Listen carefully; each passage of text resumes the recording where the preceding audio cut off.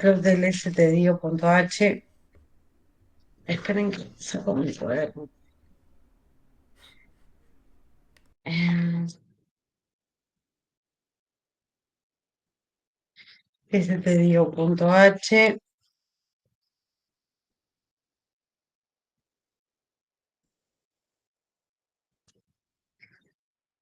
Y después, nuestra función principal, int main.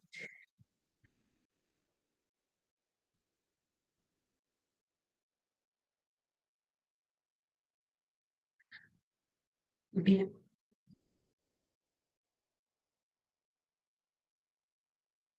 bueno, vamos a ver. Nivel 4.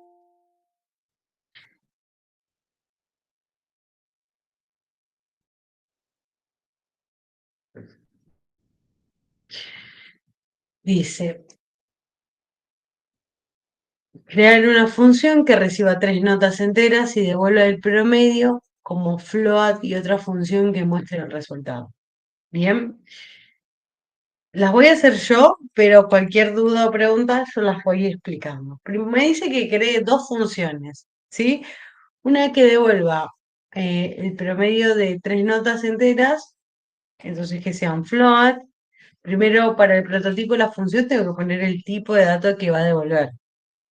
Después, ¿qué seguía cuando yo generaba un prototipo de función? El nombre de la función. El nombre propiamente de la función. Por ejemplo, acá le voy a poner calcular promedio. ¿Sí? El nombre de la función sigue la misma línea que cuando yo genero una variable. Tiene que tener sentido con lo que va a hacer. Que reciba tres notas enteras. Entonces acá va a ser int, int, int. ¿Puedo agregar, no sé, nota uno, nota 2, nota 3? Sí. No es necesario en el prototipo de la función. El prototipo de la función solamente me tiene que decir que va a retornar el nombre propiamente y los parámetros que va a recibir. En este caso va a recibir tres parámetros. Yo no me acordaba, Dice, lo agregué porque no estaba segura. Prefería hacer de más que de menos. obvio, está muy bien y esto sirve de repaso. Después dice, otra función que muestra el resultado. Cuando yo solamente hago printf y no necesito devolver valor, era void, que significaba que esa función no iba a retornar un valor como tal, sino que iba a mostrar por pantalla o iba a hacer algún cálculo, pero no lo necesitaba el valor que lo retorne la función. Mostrar resultado. Pero sí que reciba por parámetro el resultado que quiero mostrar en el printf. En este caso es un float, que lo voy a tener desde calcular promedio. Perfecto. Lo primero que voy a hacer es de tres variables enteras, nota uno, nota 2, nota 3, solicitar al usuario mediante el printf que me ingrese las notas. Ingresa nota uno, dos puntos.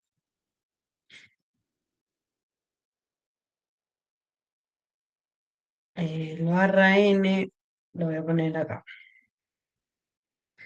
Con el scanf, ¿qué tenía que tener en cuenta con el scanf cuando pedía un entero?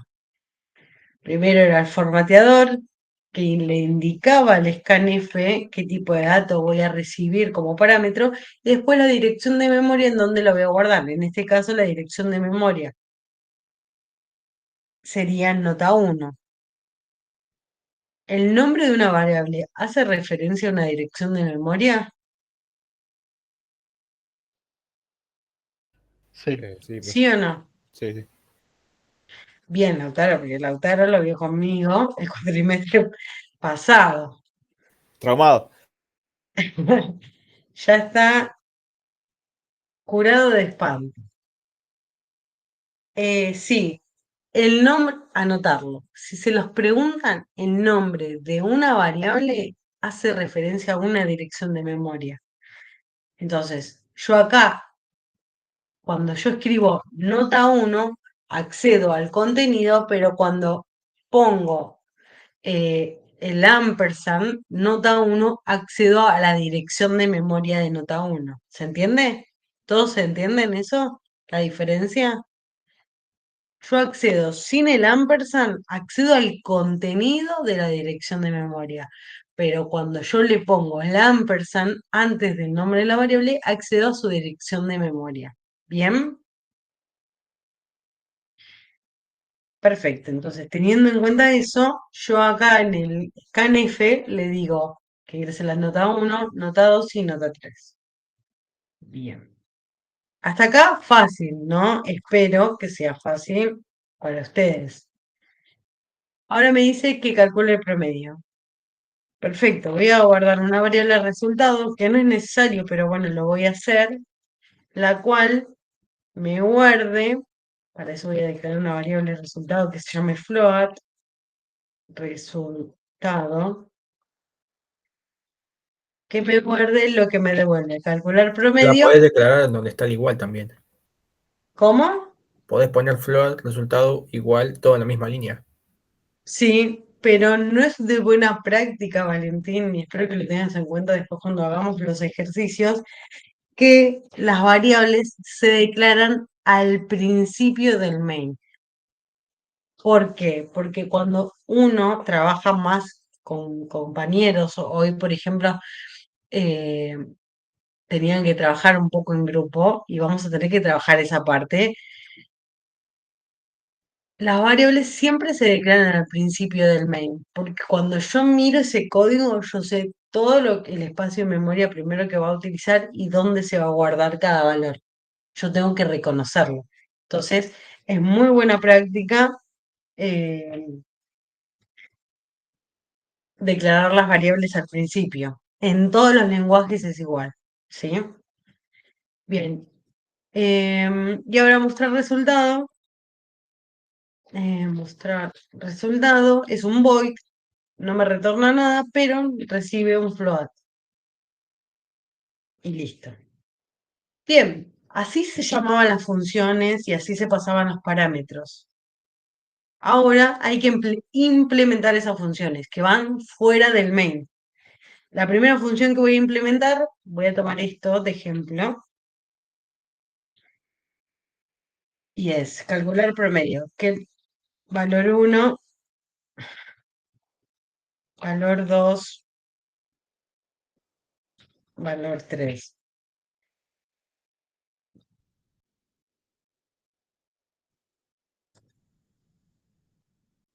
Bien, a alguien no le resulta extraño que acá no diga nota uno y diga valor uno.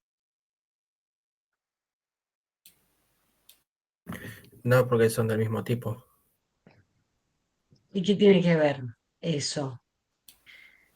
Valor uno con nota uno, ¿tienen algo que ver? O sea, el nombre del parámetro no influye en el nombre de la variable que se usa en el main. Perfecto. Tener en cuenta que los nombres de los parámetros que yo utilicé acá no tienen nada que ver con los parámetros que yo les voy a enviar. Yo acá, a calcular promedio, le puedo enviar propiamente los números hardcodeados.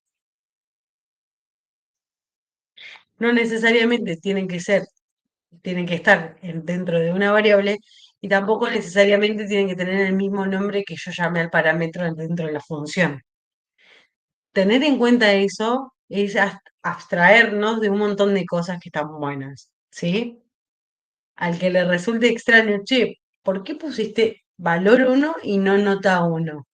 Si yo le estoy enviando la nota. Bueno, tener en cuenta que eso no tiene nada que ver.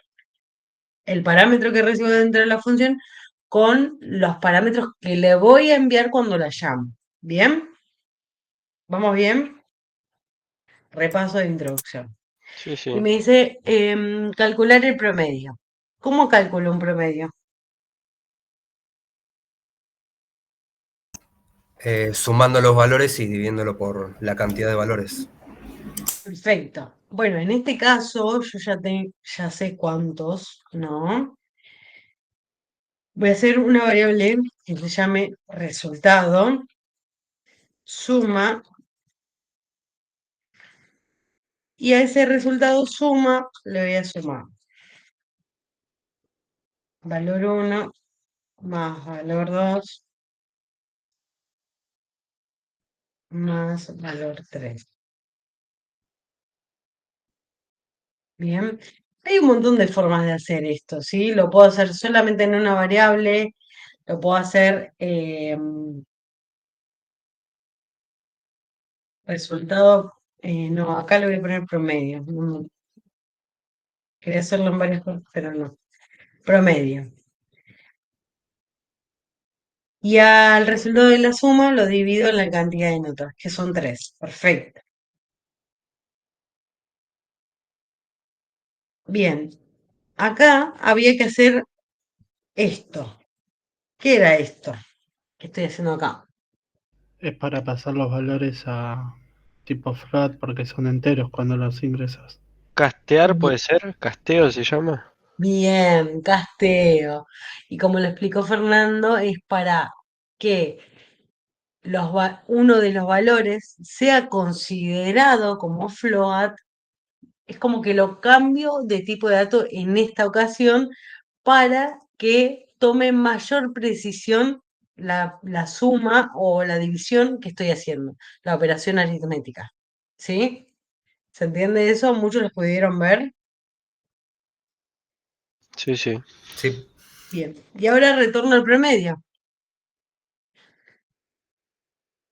Perfecto. Ahora ya hice mi función calcular promedio que recibe 3 parámetros de tipo int.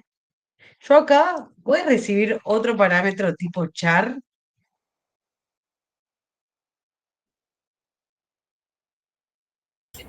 Entiendo Obviamente, que no porque no, porque arriba en el prototipo no lo planteamos.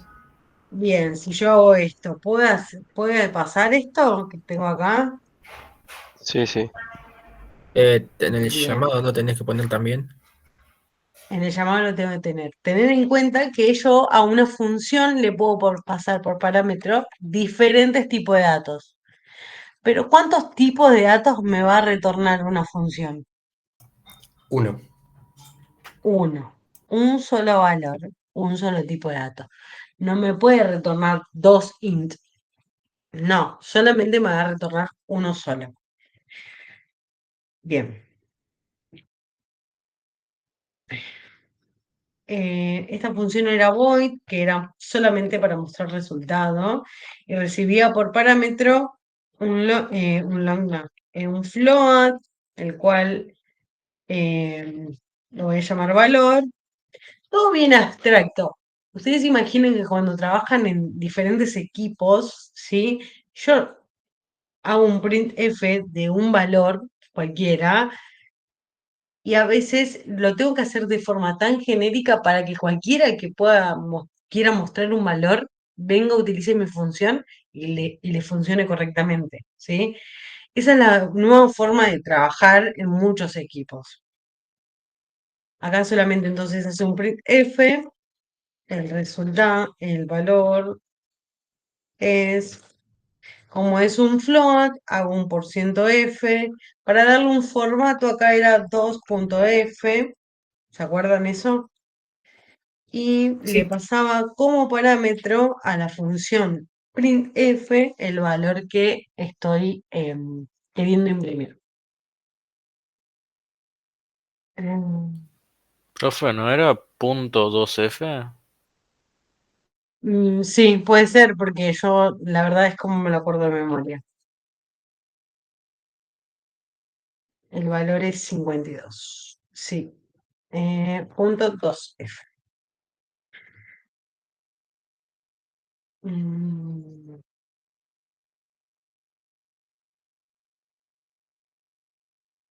Vamos, de vuelta. 7, 41, 12, 20, 0, 0. Acá, eh, díganme un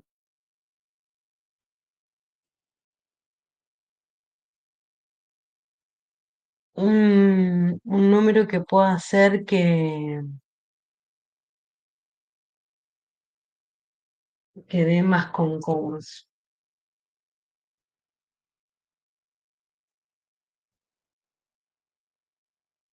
6, 4, 3. 6, 4, 3. Voy. 6, 4, 3. Perfecto. Bien. Bueno, y este es un repaso de funciones. El siguiente ejercicio y el último decía crear una función que reciba un número entero y calcule la suma de los números desde 1 hasta n. Por ejemplo, si n es el número 5, entonces 1 más 2 más 3 más 4 más 5. Ahora sí voy a necesitar su ayuda. ¿Cómo generamos esta función?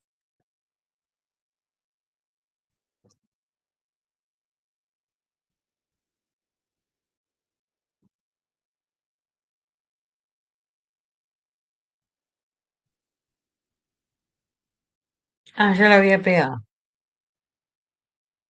Crear una función que reciba un número entero. Bueno, ahora vamos a generar una función. Y calcule la suma de sus números de 1 hasta n. Bueno, solamente va a mostrar por pantalla, entonces mostrar y calcular sumatorio. Acá siempre se trabaja con un estilo camel case que cuando cambiamos de palabra ponemos mayúsculas. Pueden ser con guiones también. Que reciba un número. Bien, recibe un número entero. Voy a hacer un void, mostrar y calcular sumatoria, que reciba un número, un valor, le voy a poner n.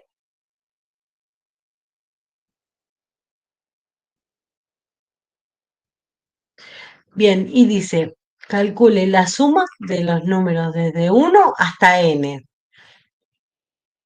¿Qué estructura necesito usar acá?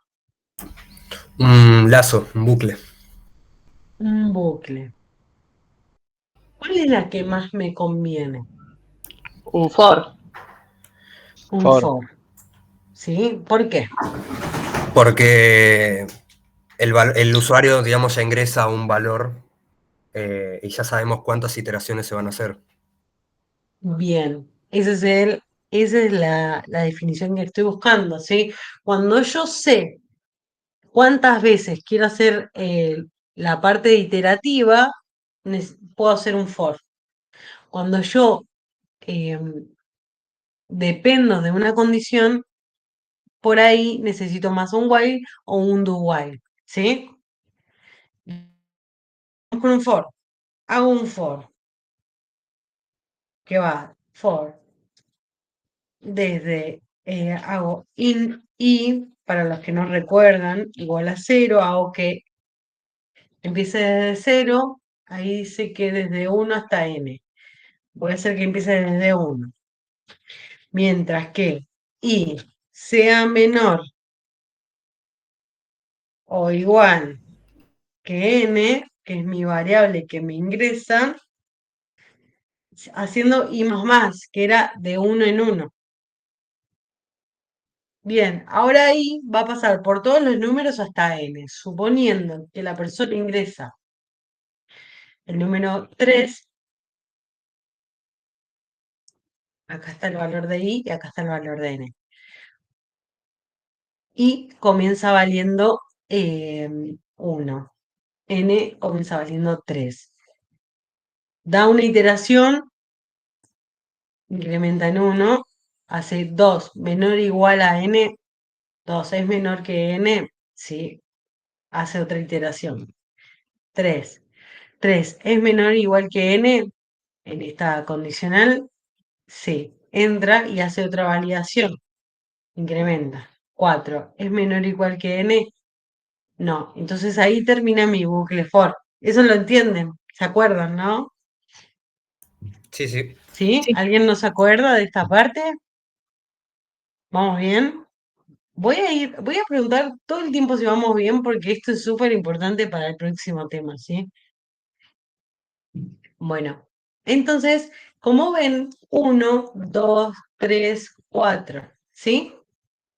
¿Qué es lo que pide mi problema? Mi problema dice es, si ingresa 5, yo hacer la suma de 1, 2, 3, 4 y 5 inclusive. Y eso me daría un total de 5. ¿Qué tengo que hacer dentro del for para que estos números se me sumen? Tendrías que crear una variable para ir guardando la suma de los valores. Perfecto. Creo una variable dentro de...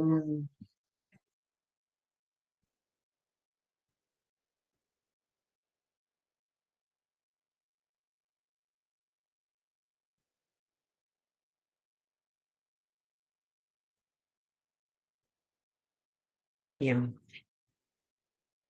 Int, total, ¿sí? ¿Qué tipo de variable era? Habíamos visto tipos de estrategias en intro, ¿se acuerdan? ¿Qué tipo de variable es esta? ¿Un acumulador no sería? ¿Cómo? Perdón que no ¿Acumulador? escucho. Acumulador, bien. Voy a subir un poquito más el volumen. No tengo auriculares, entonces hay un problema ahí con el audio. Em, bien, un acumulador es lo que estoy usando. Y por premisa, ese acumulador, ¿qué le tenía que pasar? Hay que inicializarlo con 0. Perfecto, ¿sí? Acumuladores. ¿Y qué otro tipo de estrategia con las variables podía usar que tenían que estar sí o sí inicializados en cero? Las banderas. Banderas, no El necesariamente. contador. Contadores. Acumuladores y contadores sí o sí los necesito inicializar en cero. ¿Por qué? ¿Qué pasaba cuando yo declaraba una variable y no le asignaba ningún valor? Que iba a tener un valor basura. Bien, valores residuales. Ahí está. Perfecto. Bueno, entonces hagamos un acumulador que era el total igual al total más la variable que yo quería acumular. En este caso, ¿cuál es la variable que me va diciendo? 1, 2, Y 3 La I. y. Y una vez que tengo el total, printf, hago la sumatoria de n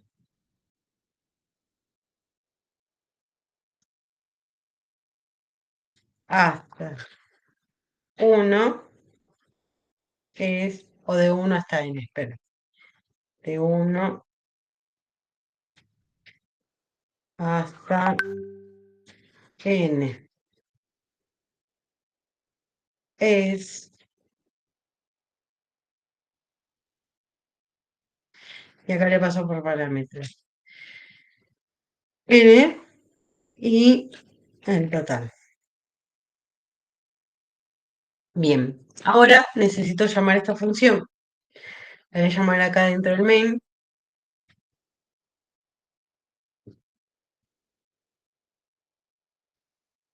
Aquí,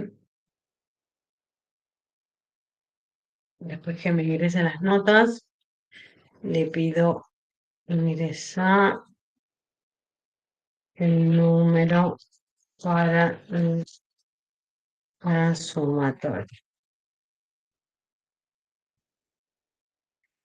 Y este número lo guardo en una nueva variable. No, no. Y ahora la sumatoria le pasó no. Bien, ¿ven cómo el manejo entre la función, el manejo entre la variable que yo estoy creando, la función que estoy creando, le paso por parámetro, es fluido, ¿sí? Yo quiero que ustedes logren ese tipo de abstracción y que ustedes se vayan dando cuenta, bueno, esto que yo estoy pidiendo al usuario y lo estoy guardando en esta variable, se lo necesito enviar a esta función. Ustedes tienen que entrar y captar ese tipo de lógica, ¿sí? Así que necesito que se pongan a practicar. Bien. Entonces, nota 1 me dijo 6, me dijo 4 y me dijo 3. La sumatoria es 5.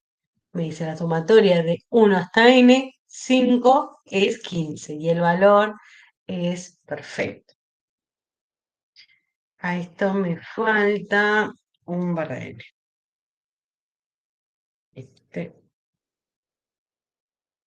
Un barra n. Voy de vuelta. 3, 4, 3 y 5. La sumatoria de 1 hasta n5 es 15 y el valor del promedio es perfecto. ¿Dudas o preguntas? ¿No? Bien. Vamos con el tema nuevo. ¿Quieren hacer un break de 5 minutitos? No mucho más. El tema nuevo no es muy largo. Si quieren podemos terminar temprano o hacer un break y terminar un poquito más tarde. Votemos.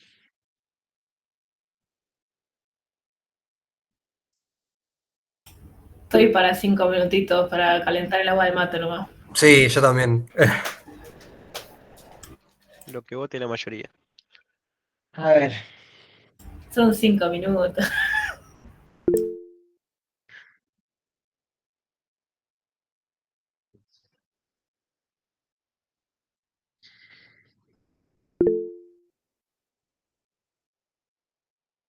Súper encuesta rapidísima. ¿Les llegan las encuestas? Sí, Está sí. full. Sí, Ah, Sí, está sí. bárbaro. Un espectáculo. Actualizó, Un se actualizó. espectáculo. Esto del Meet, este Meet nuevo, está muy bueno. Voten, a ver. ¿Qué es una aplicación o cómo es? Es el Meet, pero es el pago. Ah, Ah, con razón, claro. Como dijiste, este es Meet el que se puede nuevo. grabar. Ah, los Tiene pobres no opción de conocemos esa grabar, función. pero no estoy grabando. Bien. Ganó, seguimos, chicos. Se sigue nomás. Así que se sigue nomás. Bien. Entonces vamos. Terminamos temprano. Despreocúpense. Bueno, lo que vamos a ver hoy es el tema de eh,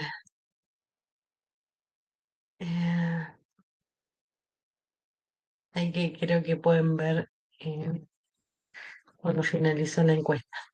Meet, beat, beep. Sí, total. Nos re gusta.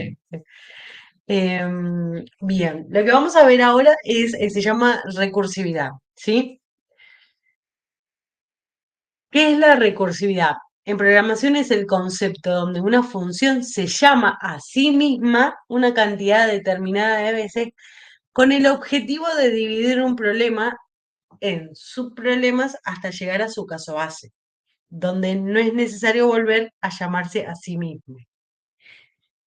Es como que cuando, súper complicado, como, ¿sí? Yo, por ejemplo, acá en la función mostrar y calcular sumatoria, en este sentido es como que yo trato de llamar de nuevo a mi propia función, mostrar y calcular sumatoria, pero poniendo, no sé, a n le voy restando un valor, ¿sí? Pero ¿qué tenemos que tener en cuenta cuando yo hago una recursividad? Tenemos que tener varias cosas en cuenta. No es que podemos hacer recursividad, sino que a veces cuando nosotros hacemos algo de forma recursiva, Eso es como un loop que va entrando de una función a otro contexto de otra función, de una función a otro contexto de otra función. Eso va gastando memoria, ¿sí? Eso se puede ir hasta el infinito si yo no tengo un caso base en el cual pueda hacer el stop. Recuerden que cuando nosotros hacíamos while, ¿sí? Teníamos que se hacían los bucles infinitos porque nuestra condición nunca cambiaba de verdadera a falsa o de falsa a verdadera, ¿sí? Bueno, acá en lo que es la recursividad, en una función, yo necesito un caso base, el cual sí tengo que lograr cumplir para que finalice esa recursividad, de entrar de mi misma función a mi misma función, a mi misma función, hasta cierto punto. No es infinito, ¿bien? Entonces, ¿por qué es usar recursividad? Eh, no se caracteriza por ser más rápida ni por utilizar menos memoria. ¿Qué pasa con este tema? Recursividad nunca lo usé en el trabajo. La verdad es esa, y no creo que lo necesite utilizar, porque por lo general los procesos necesitan un fin inmediato, ¿sí? No tengo que depender de un ciclo en el cual se vaya ejecutando función tras función sobre la misma función y yo no lograr mi objetivo de forma rápida. En realidad, acá lo que tratamos de aprender es el tema en sí. ¿Sí? No lo vamos a aplicar. Tampoco es que vamos a hacer una práctica sobre recursividad, que hagan funciones con recursividad ni nada menos. Y en el parcial sí hay algo muy mínimo, sí, sobre el tema, pero no es el que se va a llevar toda la nota, sí, como para que lo tengan en cuenta. Pero tienen que aprender que existe y para qué se usa. ¿Bien?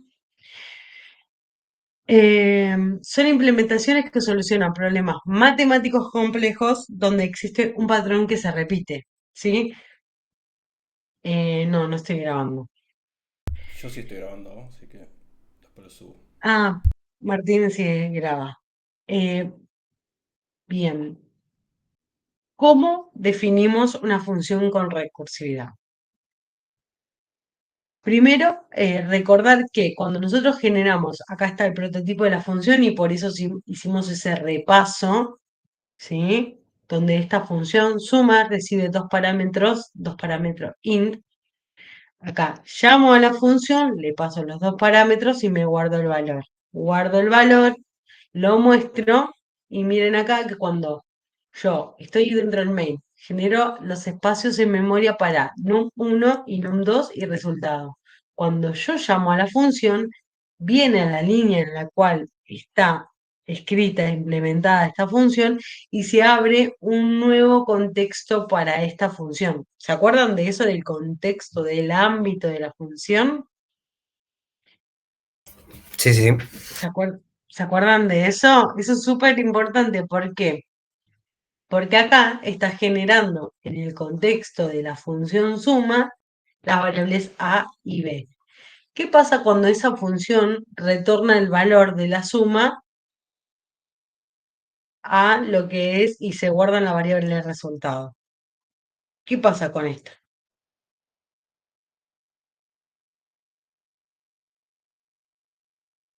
Se limpia, o sea, desaparece, no se usa más. Bien, queda obsoleto para nosotros, no sabemos dónde está, ¿sí? Esto queda inutilizable.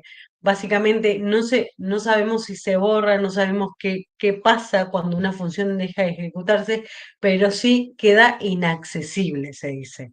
¿Sí? Nosotros no vamos a poder acceder a esta instancia de la función, donde A y B fueron declaradas. Cuando yo llamo otra vez a otra función, se genera un nuevo espacio en memoria para la ejecución de esa función. ¿Bien? Por eso existe lo que es el ámbito de la función, el ámbito o el contexto de la función, en el cual las variables que yo tengo dentro de la función y solo existen para la función, solamente quedan vivas mientras la función esté en ejecución. si se termina de ejecutar la función, no quedan inaccesibles. Bien. ¿Dudas o preguntas? Todo claro, profe. Bien.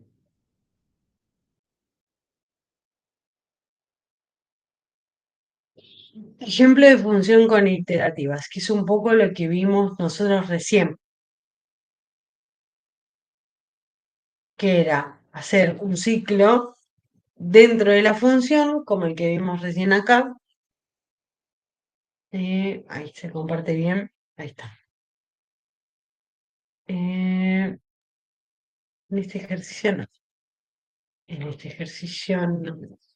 ¿Cuál ejercicio era que hicimos un for? Ah, En lo la borré. sumatoria de los valores. Ahí está. Lo borré. Por eso no. Acá. Esto es un ejemplo de una función que contiene una iteración. Todo lo que pase acá dentro de la función cuando termine de ejecutarse, en esta línea 53, cuando se muestra el total, lo demás, cuando termina, queda inaccesible. No puedo consultar más la variable total, ni mucho menos. Es más, ¿se acuerdan que nosotros podíamos tener dos variables total que se llaman de la misma forma? Tener el mismo nombre, pero yo no puedo hacer dos variables total dentro de la función main. Esto me daría un error. No puedo tener así dos variables con el mismo nombre, pero sí puedo tener dos variables con el mismo nombre. Una si está dentro de la función principal, esta está en calcular promedio. Pero sirve para cualquier función.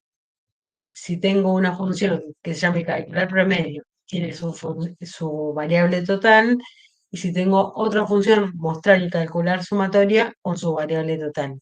Esto sí se puede hacer porque son dos contextos diferentes. Ahí se ve realmente cómo se genera el espacio para una función y cómo se genera el espacio para otra función.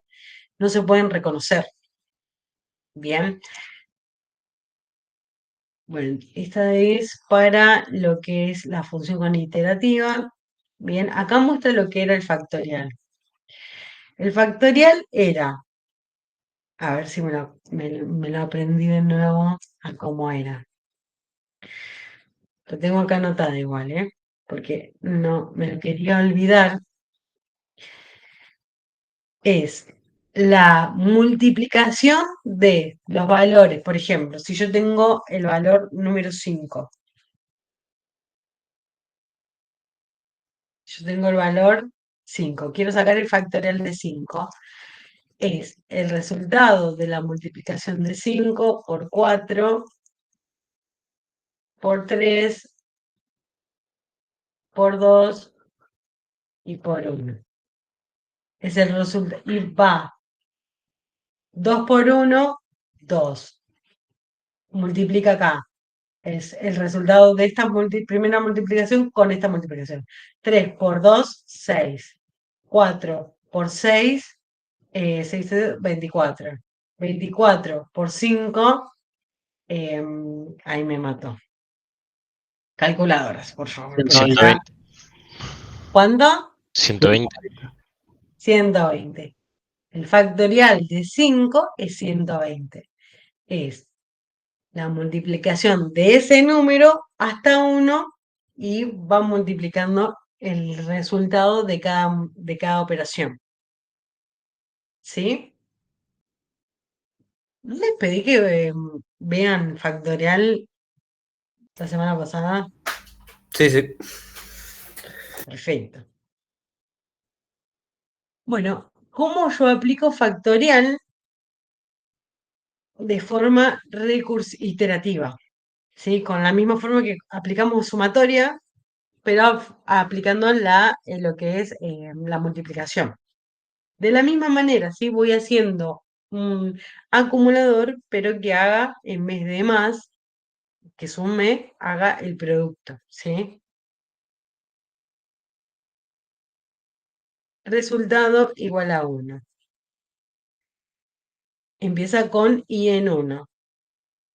Y es menor que a. que A es el valor que le ingresan, que es el valor que ingresa la persona, que sería 5. Sigamos este ejercicio. A ver, tenemos los valores de siempre que yo necesite verificar o hacer alguna prueba de escritorio, ¿sí? Súper importante definir qué variables son las que me van a modificar mi valor. Tengo num1. Me lo escribo un poco mal. Tengo dentro de la función, cuando la llamo, suponiendo que la persona me ingresa el número 5, entonces ingresa acá con el número 5, la función factorial. Resultado empieza valiendo 1 y lo que hace es un for de i en 1 y vale 1 menor que a. Que a es num1, ¿sí? Toma el mismo valor. El pasaje, sí, esto también es un tema para ver este cuatrimestre, que esto es un pasaje de parámetros por copia, ¿sí? La persona me está pasando num1, yo lo copio en mi variable de la función a, entonces ahora vale 5. Bien, y empieza lo que es la iteración. 1, que vale i, es menor o igual a 5, verdadero. Entonces lo que hace es a 1 lo multiplica por i, por 1. Entonces, y lo guarda en resultado. Entonces, el resultado va a valer 1. Resultado vale 1. Perfecto. Otra iteración. Incrementa el valor de i. Va en 2. 2 es menor o igual a 5. Verdadero. Ahora, resultado vale 1 y lo multiplica por el valor de i que tiene en este momento, que es 2. 1 por 2, 2. Lo guardo en la variable de resultado. Deja de valer 1 y comienza a valer 2. Perfecto. Incrementa el valor de i. 3 es menor o igual a a, que vale 5. Verdadero. Perfecto. Resultado vale 2. 2 por 3, 6. Entonces lo guardo en la variable de resultado. 6. ¿Bien?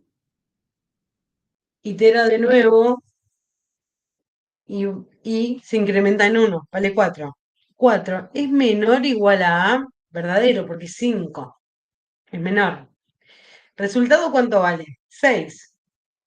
Por lo que vale ahora i, que es 4, ahí dijimos 24. Entonces el resultado va a valer 24. Perfecto. Da otra iteración. Y incrementa en 1 y vale 5. 5 es menor o igual que 5, verdadero, es igual. Entonces, 24, que es el valor de resultado, por el valor que tiene i en este momento, que es 5. Dijimos que valía 120, esta multiplicación. 120, perfecto. Entonces lo guardo en resultado. Doy una iteración, incremento mi valor de i en 1. 6, ¿es menor o igual a 5? Falso. Y dejo de ejecutar mi línea del for. Entonces quedo con un resultado en 6 y un i en 6. Un resultado en 120 y un i en 6. Y entonces ahí, de forma iterativa, me calculó el factorial. ¿Cómo hacer esto de una forma más amigable, por así decirlo, más corta, en términos de código? Es haciéndola una recursividad. Acá está bueno cómo identificar la recursividad. Por ejemplo, en el caso anterior, donde el programa recibe un entero positivo y calcula su factorial. Bien, acá me olvidé esta diapositiva y dice, ¿cómo identificar la recursividad? Por ejemplo, el caso anterior, donde un programa recibe un número entero positivo y calcula su factorial. Volvamos de nuevo a lo que teníamos en esto de acá. Bien. ¿Dónde ven que recibe un número entero y dónde ven el cálculo del factorial?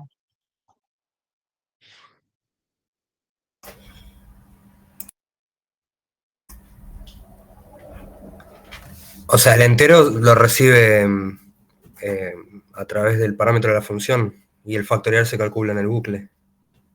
Bien, el factorial se calcula acá. Acá está el cálculo del factorial, Sí. ¿sí? Ujú. Pero hay una variable que es el número entero, que es el cual nos va haciendo el cálculo del factorial en sí. La I. La i. Prestar atención acá. La i es la que va variando, la que va modificando ese valor para calcular el próximo número para el factorial, ¿sí? Parte de ese proceso. Entonces, una vez que ya tenés identificado, voy a ocultar esto. ¿Cómo identificar la recursividad? Cuando estoy haciendo más de lo mismo, ¿sí? Ustedes fíjense que en esta función, yo acá, igual en una iteración lo vamos a dar cuenta porque está dentro del bucle, pero yo en resultado, es como voy acumulando lo anterior, ahí estoy haciendo algo recursivo, estoy haciendo algo sobre lo mismo, de forma iterativa. Sobre el resultado lo multiplico, lo guardo sobre el resultado, el estado anterior que tiene el resultado, lo multiplico por el i que tengo en este momento y lo guardo.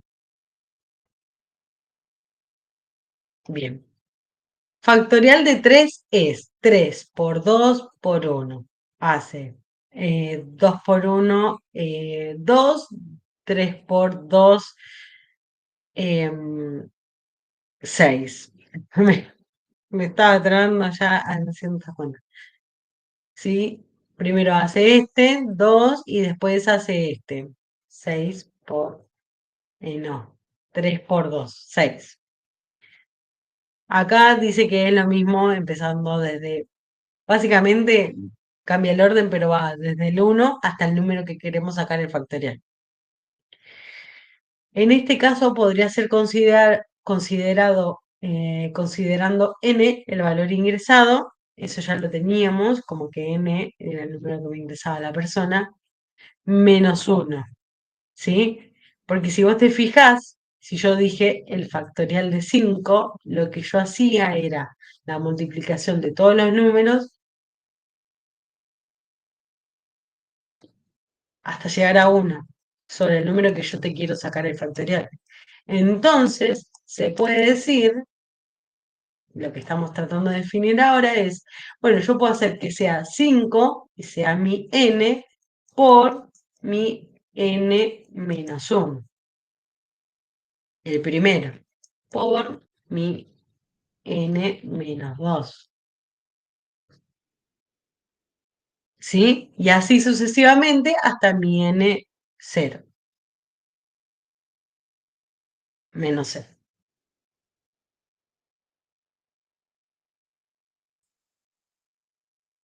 Entonces, lo que ve acá es, acá yo tengo un patrón, ¿sí? Tengo mi n menos 1, menos 2, menos 3.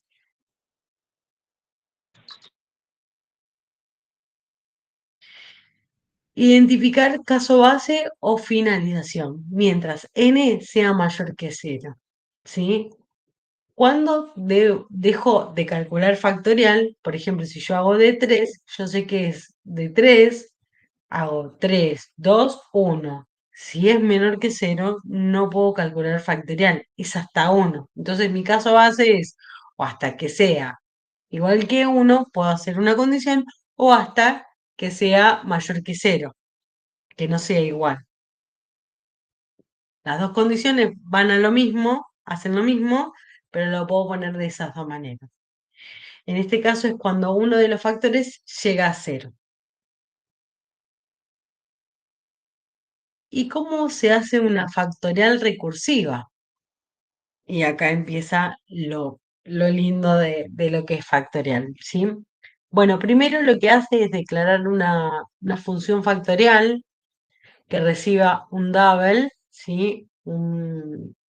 Recuerden que un double ocupaba más espacio en memoria porque podíamos tener un rango mucho más grande de números, entonces por eso usa double en este caso. Tiene una variable num, una variable de resultado me dice ingresa el número factorial.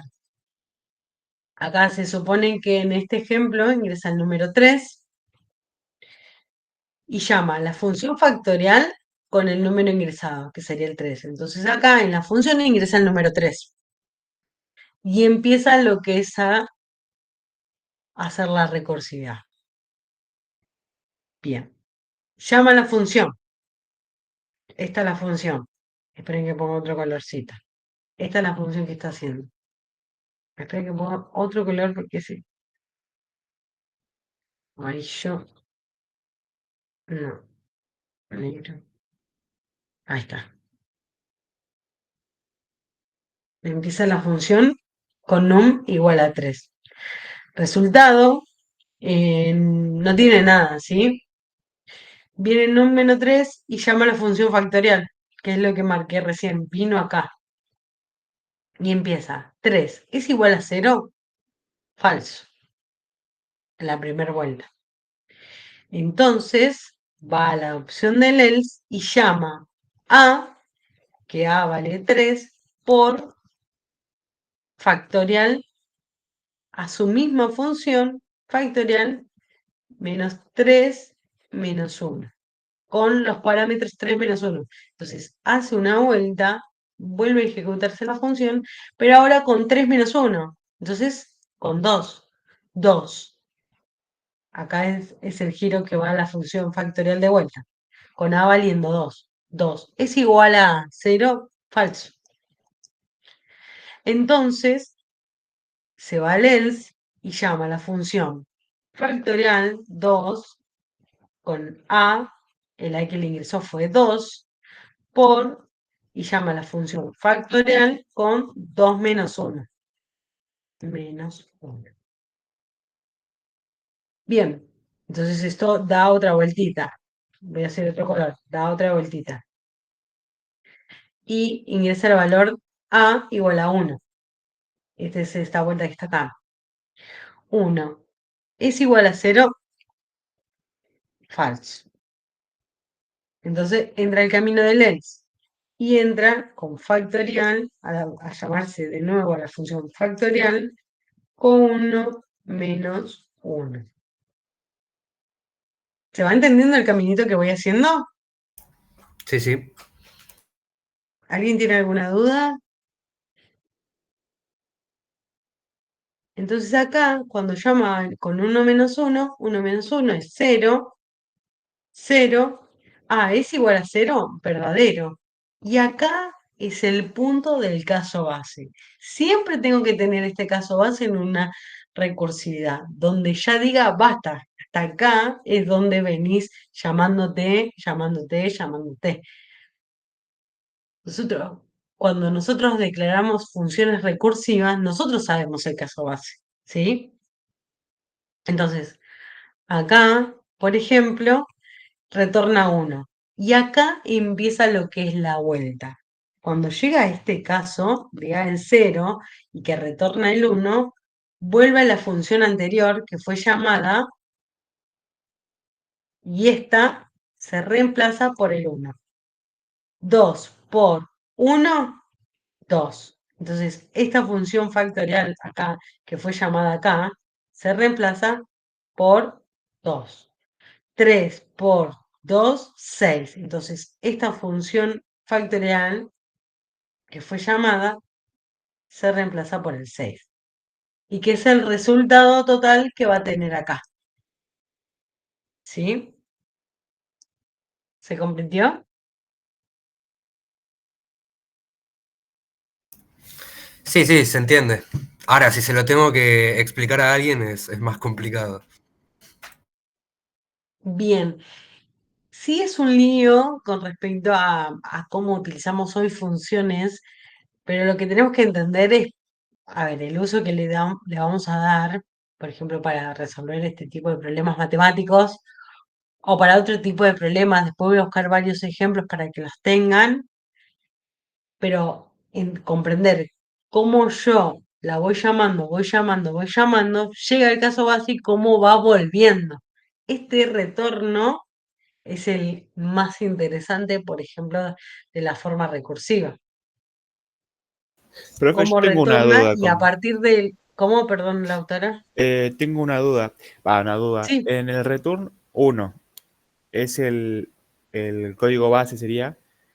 Nosotros ya sabíamos que es 1 cuando, o sea, cuando llega a 1 es cuando en sí da 0 y vuelve ¿a qué vuelve?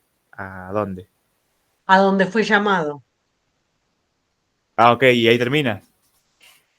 Acá termina, sería. Acá termina donde fue llamado. Entonces vuelve a donde fue llamado anteriormente, que era el factorial de Claro, va uno subiendo menos 1. uno. Ah, ok, ok. Y va subiendo hasta el primero que lo llamó. Sí. Es O sea, como que sí o va sí hasta el necesito caso base y va subiendo con el retorno. Ah, ok. ¿Se entendió, Lautaro? Sí, sí, entendí. Cuando lo, lo ponga en práctica lo voy a entender más, porque así a simple vista lo entiendo, pero bueno, como dijo Leandro, Bien, hasta que no lo practique no creo que lo pueda ok. ver. Acá una comparación con lo que es la recursividad y lo que es algo de forma iterativa. Miren cómo la estructura principal es una decisión, dice que es un if y un else, caso base, cuando no es el caso base se llama, y acá la estructura principal es la propia iteración, ¿sí? Y si lo ven, se ve como mucho más simple, pero lo que pasa atrás no es más complejo, pero es un poco más difícil de comprender por el retorno, que es lo que nos dificulta tratar de entender cómo va volviendo con los valores que le fueron resultando de los llamados anteriores. Porque es como que vos, esto pasa así, ¿no? Tenés el 3 acá y empieza A, que es 3, es igual a 0, falso. Entonces se abre una nueva ventana y es como que esta función factorial viene acá y se pega y se vuelve a ejecutar. ¿Se entiende? Y entonces entra con A menos 1. Entonces entra con A valiendo 2. 2 es igual a 0, falso. Entonces se ejecuta la función factorial de A, que sería 2 en este caso, por la función factorial que vuelvo a llamar, menos 2 menos 1. Entonces vengo acá y abre otra función factorial y hace, ingresa con 2 menos 1, ingresa con A valiendo 1, 1 es igual a 0, falso, y entonces se abre 1 por la función factorial de 1 menos 1. Entonces se abre otra función factorial y acá es donde llega el caso base, que 1 menos 1 es 0. 0 es igual a 0, verdadero. Acá es donde se hace verdadero. Entonces retorno 1. Entonces vuelvo a donde me llamaron. Voy a poner otro color, a ver. Vuelvo a donde me llamaron, pero ahora retorno el valor 1. No retorno el llamado a una función. Entonces, esto deja de existir y se reemplaza todo esto por un 1. ¿Se entiende ahí mejor? Entonces, 1 por 1, 2. Entonces, toda esta llamada a la función es igual a 2. Entonces, viene acá y se reemplaza esto por 2, por el resultado que me devolvió llamada a la función. Y 2 por 2, espera que me falta uno, ¿no? 1 por 1, 1, 1 por 1, 1. ¿Y este por qué me dio? Me saldría 1. Sí, profe, porque me parece que hiciste 1 por 1, 2. Y era 1 por 1, 1. Creo. Ah, me pareció que nadie me dijo nada. 1 por 1, 1. Entonces acá esto se reemplaza por lo que devolvió la función anterior. Entonces esto se borra, por eso también tener en cuenta el contexto de la función, y se reemplaza por el 1 que devolvió. Entonces 2 por 1, 2, y eso se retorna, entonces todo esto se reemplaza por el 2. Entonces acá viene la función, viene 3 por el llamado inicial 2, esto se retorna, se cancela, y entonces 3 por 2, 6. Y listo. Ese es el resultado del factorial. Pero es lo que me devolvió este llamado factorial cuando se fue llamando hasta llegar a su casa base y cuando fue volviendo con los retornos. ¿Mejor, más claro o no? Bueno, es un poquito ¿cómo se llama? Lo que está acá. ¿Cómo se llama este gráfico?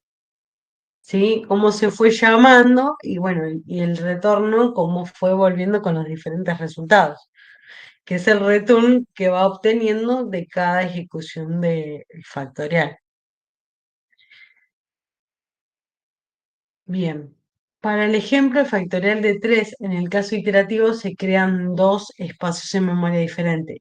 Y para la solución recursiva se crean 5 espacios de memoria.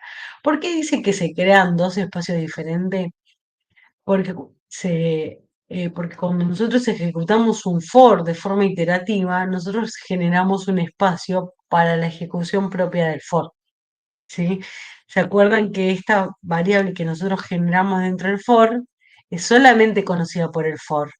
Yo, por ejemplo, si quiero hacer return i, no lo puedo hacer porque solamente esa variable corresponde al for. ¿Se acuerdan de eso? Creo que en algún momento lo vimos. Va, los de intro, más que nada. Pero bueno, como para que lo tengan en cuenta igual, yo tengo una variable en el for, que siempre la generamos de forma automática. Pero ¿por qué la generamos así? Bueno, esta variable está en el contexto del for. ¿La puedo generar afuera de la función y usarla dentro del for? Sí, también, pero también puedo generar las propias variables del for, que serían, acá en este ejemplo, es la variable i que mayormente la generamos, la creamos. Profe, le hago una consulta. Sí, Ya que justo estaba hablando de eso.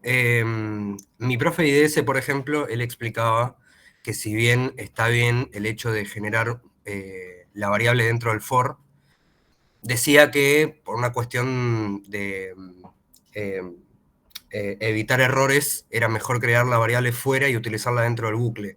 ¿Por qué es eso? Porque nunca lo llegó a explicar y yo tampoco entendí por qué. para mí no es mejor, pero por un tema de que va a la confusión, ¿sí? Porque al menos que uno necesite del valor i que está generando el for, por ejemplo, acá, ¿no? Que nosotros tenemos este for, yo podría hacer una función mm, último valor i, ¿no?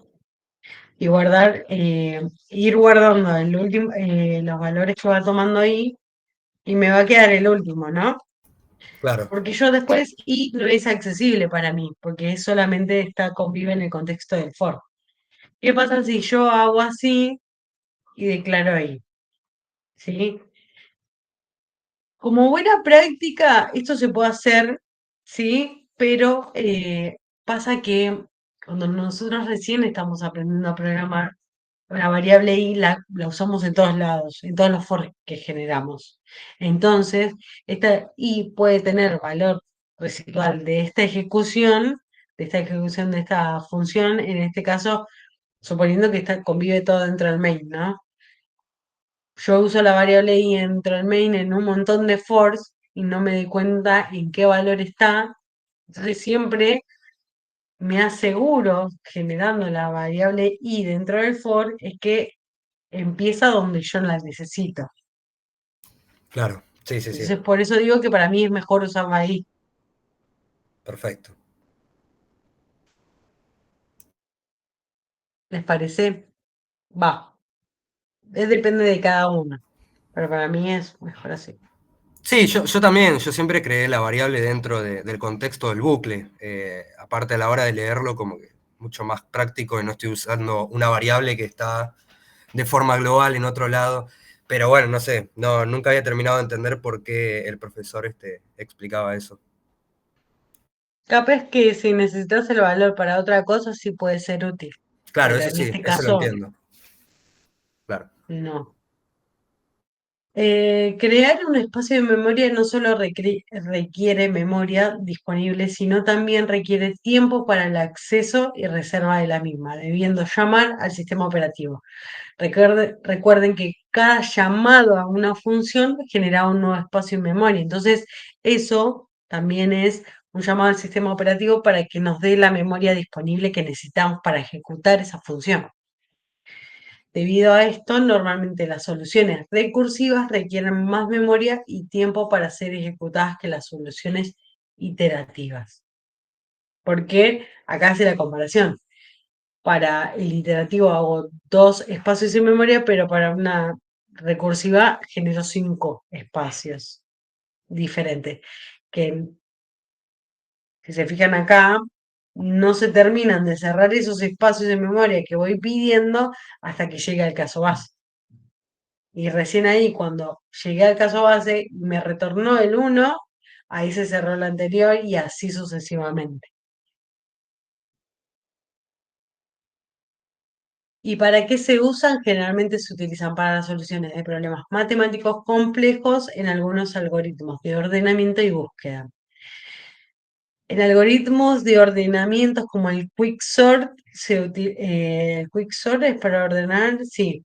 El Quicksort se utiliza. ¿Se acuerdan cómo era el Quicksort? Algo llegué a ver al final de IDS, pero no, nunca lo usamos. Era que tomaba el pivot y dividía la lista a la mitad. Claro. Entonces, ese algoritmo utiliza recursividad. Bien. Bueno, y eso es todo lo de recursividad. ¿Vieron que no necesitábamos un break? Bueno, y este es todo el tema, el último tema no, todo el tema de recursividad, no hay mucho más, ¿sí? Por hoy terminamos temprano, vamos súper bien con lo que son los temas y tenemos tiempo. La clase que viene ya se viene tema sí súper importante que es punteros, que eso sí en el examen vamos a tener y demás. Los dos temas que vimos hasta ahora son operadores de bajo nivel y recursividad, que son temas más teóricos que no lo vamos a llevar tanto a la práctica, ¿sí? Pero tienen que saber, si yo les pregunto en el examen, operadores de bajo nivel, desplazamiento, ustedes sí tienen que saber cuáles son. Lautaro, ¿Qué tal, profe? Una consulta. Tema ordenamiento, ¿vamos a llegar a verlo nosotros? Como dijo no, que eso se íbamos... tendría que haber visto en intro, la teoría.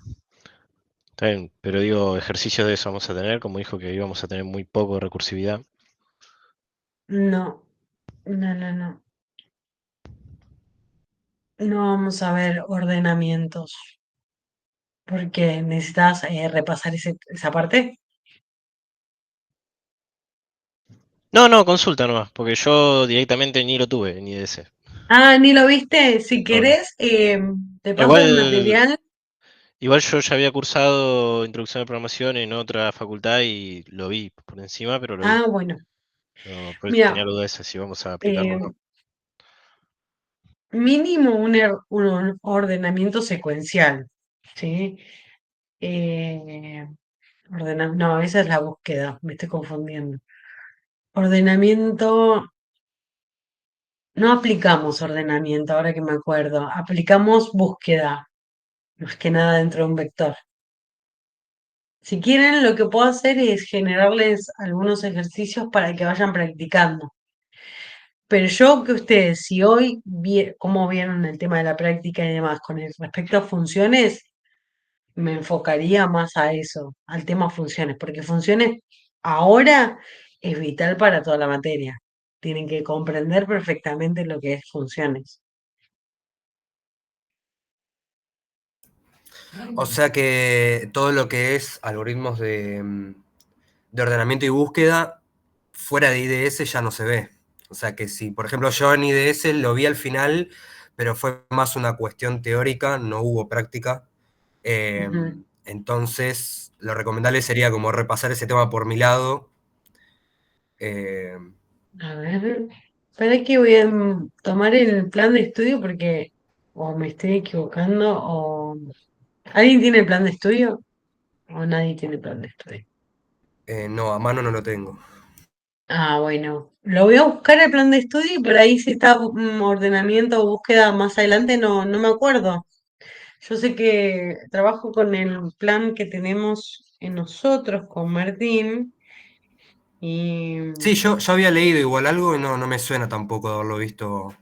En EDA era, 1 por lo menos no, no. era uno. Este es el intro. Espera que busco a ver si tengo. Ah, no, este es. Bueno, no tengo. No tengo voy a buscarlo, el cronograma. Em, Profe, ahí puse en el chat lo que encontré el plan de estudio. eso te saltan a vos. Sí. A Búsquedas, ver, punteros en C, archivos en C, textos y binarios. algoritmo de ordenamiento y búsqueda.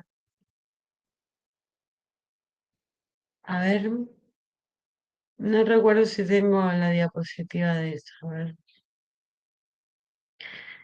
Bueno, lo voy a buscar y les voy a-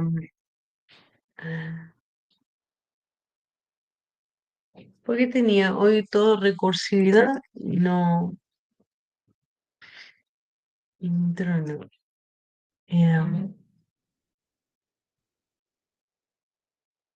pero bueno, si hay que ver algoritmos de búsqueda hoy. Vamos a ver algoritmos de búsqueda. Mire que si no tiene ganas, no Ah, estudia. es como un bonus. Ahora lo estoy viendo. Mm, acá me sale como un bonus. Ah, o Quiere sea que lo decir veremos como... Lo recién al vemos final. cuando sea, creo que pilas y colas, que sería el otro tema. Ah, Sí perfecto. Ah, claro, tiene tengo en el sentido. material, tengo Quicksort. Es más, miren, si les muestro ahora el Quicksort, a ver si lo puedo copiar. Sí, profe, creo que en IDS También lo vimos, pero es como verlo, no es como... lo vimos, Claro, pero dijeron que ustedes lo iban a tomar solamente en final. No sé si cuando claro, tomaron final sí. En alguno. un final se toma... Miren este Quicksort. Quicksort. Acá está generando un vector como para que vean, ¿no? Ahora después se los voy a pasar.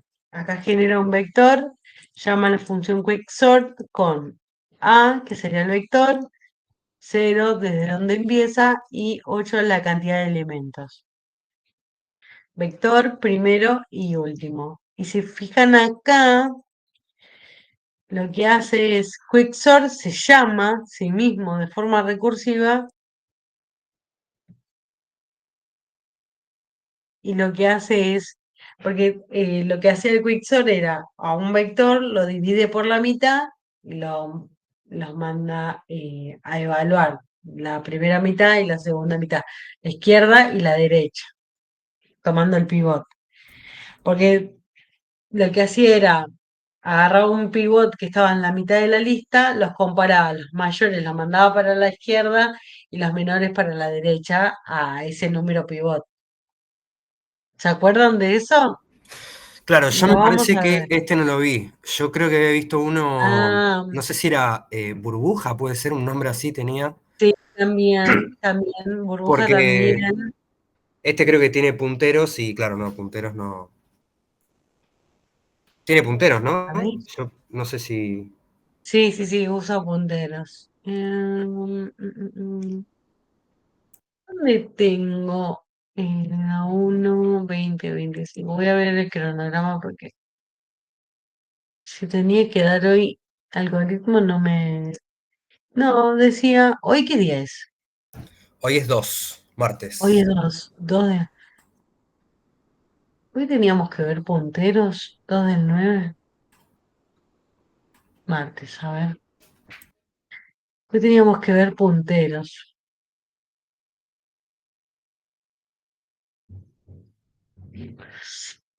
No tengo acá algoritmos ¿cómo se llama? En el cronograma. Me parece raro, por eso no lo había visto. ¿Lo ven acá? Sí, sí. Hoy teníamos que ver punteros y me olvidé. Vimos recursividad. Con razón que sobró tiempo.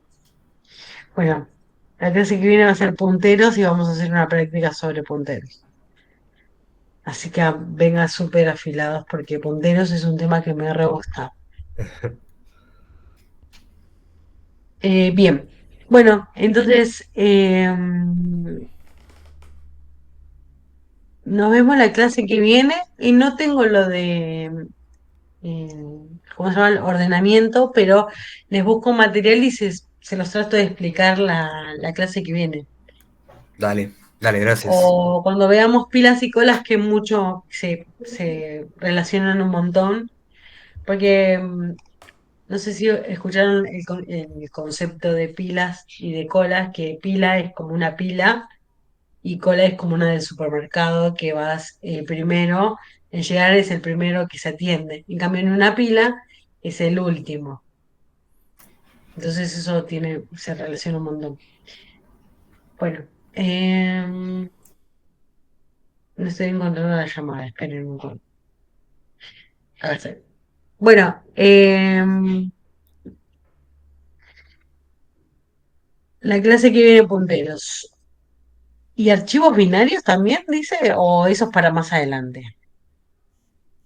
No, Artaro. eso es lo que dice en el plan de estudios. Dice Ah, el texto y plan de binario. estudio. Sí.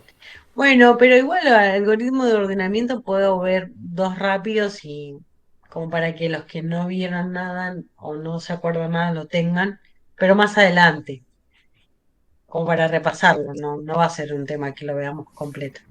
¿Sí? Dale, joya. Perfecto. Bueno, bueno, nos vemos la clase que viene.